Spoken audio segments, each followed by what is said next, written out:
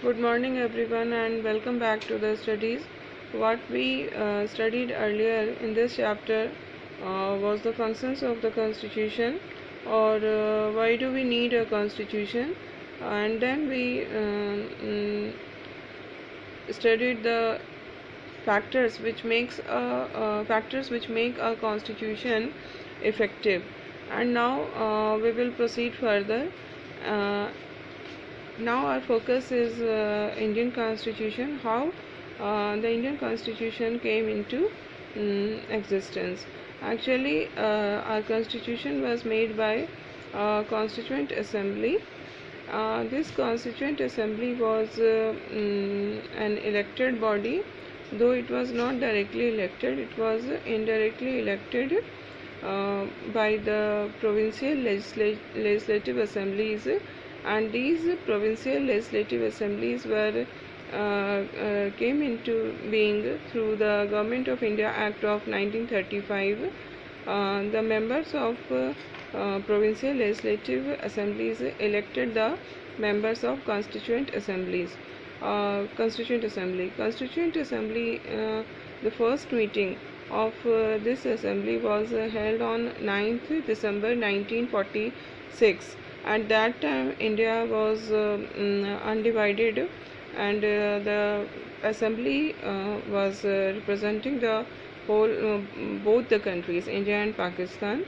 Then it reassembled on 14th August 1947, and this time it was representing the country India only. Here one thing which we should know, that the composition of Constituent Assembly was almost done according to the plans suggested by Cabinet Mission Plan. According to this Cabinet Mission, it was decided that the Constituent Assembly should represent the British India as well as the princely states. Here you must know the difference between British India and the princely state. British India was that part of India which were annexed by East India Company before the revolt of 1857. These parts are known as British India or British provinces, and these provinces were directly under the control of Crown, and the remaining part which could not be annexed by East India Company before 1857, those parts were known as are known as princely states. Princely states, these regions, these smaller states were under the control of king or prince or nawab, or by whatever name they may be knowing. These princely states were not under the direct control of British Crown. Still they were under the control of British only, but direct control was not there. So it was decided under the Cabinet Mission Plan that the Constituent Assembly, the members of Constituent Assembly should represent both parts, that is British India and princely states of the country. Each British provinces or princely states were given seats, were allotted seats according to the population. It was decided that one member will represent the population of 10 lakh, and in this way British provinces were allotted to 93 seats, while to 92 seats, while the princely states were allotted 93 seats. Now what we see, that these members were elected by the provincial legislative assembly, and it was decided that the members who are to the representation of all the communities, all the major three communities, that is Muslim, Sikh and General, should be there in the Constituent Assembly. So the members belonging to these three communities in the Provincial Legislative Assembly elected their members by the method of proportional representation with a single transferable vote. Now, there was another development on 3rd June 1947. According to the Mountbatten Plan of 3rd June 1947, India was divided in two countries, and with this partition of India, the Constituent Assembly was also divided in two parts, and now there were 299 members who were representing India, and the Indian Constitution was adopted on 26th November 1949, and there were 284 members were present, and they signed on the Constitution on 24 January 1950.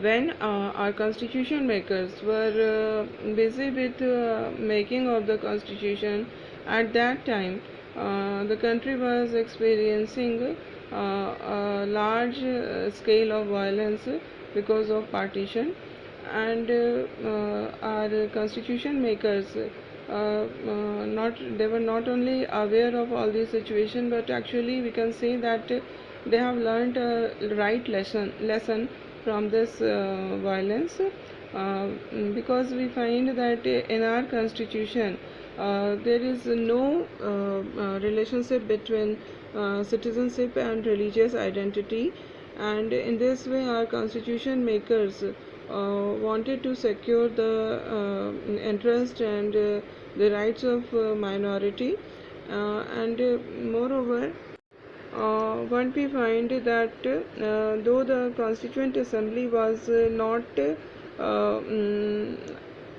elected on the basis of universal adult suffrage, still it was a truly representative body of the whole country, because we see that all the religious communities are got representation in the Constituent Assembly.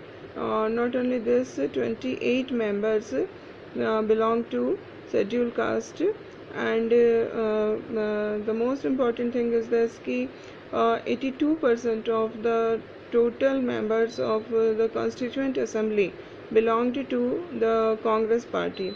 And here one thing you must know, that at that time Congress party was not a party that was representing only one or two section of the society, but actually the nature of Congress party was such that actually it was representing the whole nation.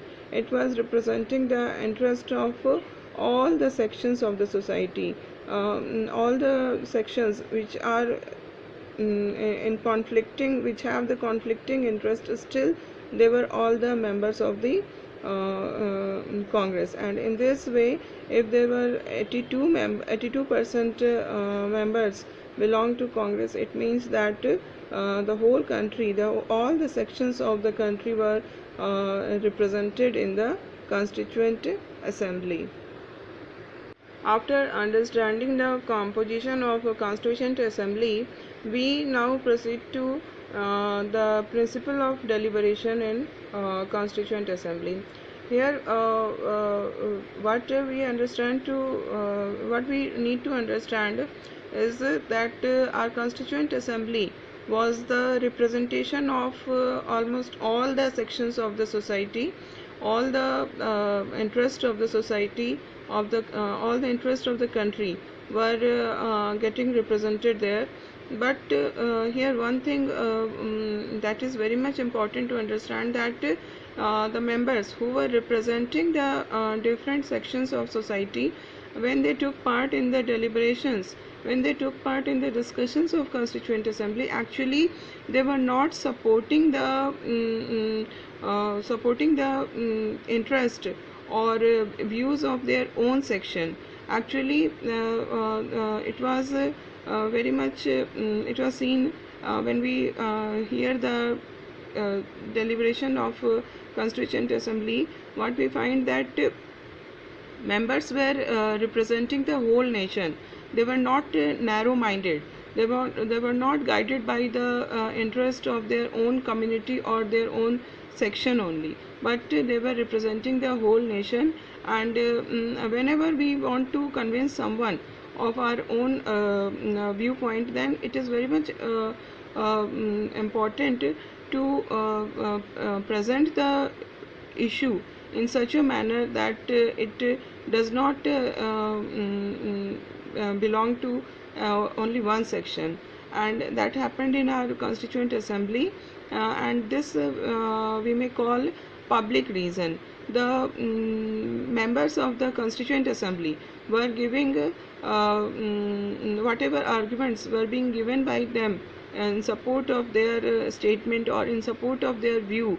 That argument was not representing the interest of one section or class or interest, but actually it was for the whole nation. And it was